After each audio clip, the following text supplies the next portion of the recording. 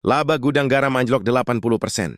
Dan ini ada hubungannya nggak sih dengan kondisi kesehatan keuangannya gudang garam itu sendiri? Karena teman-teman tahu, laba bersihnya gudang garam itu turun lebih dari 80%.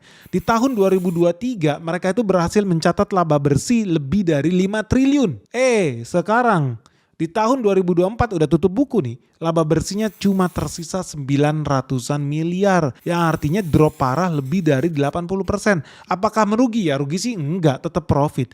Tapi kok turun? Dari 5 triliun ke 900 M. Ngeri nggak? Kita sih ada beberapa analisis guys, yang semoga bisa memperjelas situasi ini. Karena banyak orang yang bertanya-tanya tentang masa depan industri rokok di Indonesia. Dan kenapa bisa drop parah sih bisnisnya gudang garam. Nah teman-teman tahu salah satu hal yang menjadi pertimbangan kenapa penghasilannya gudang garam turun, profitnya juga turun?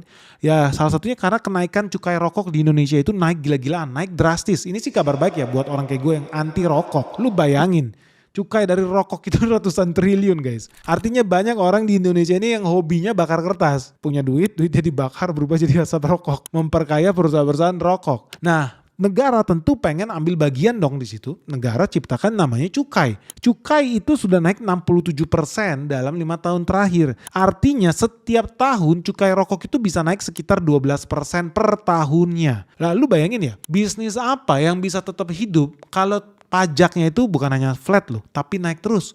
Jadi hari ini naik 10%, tahun depan naik 10%, tahun depannya lagi naik 10%, kan sadis. Lu bayangkan, dari satu bungkus rokok yang kamu beli, katakan harganya 40.000, cukainya itu bisa setengahnya guys.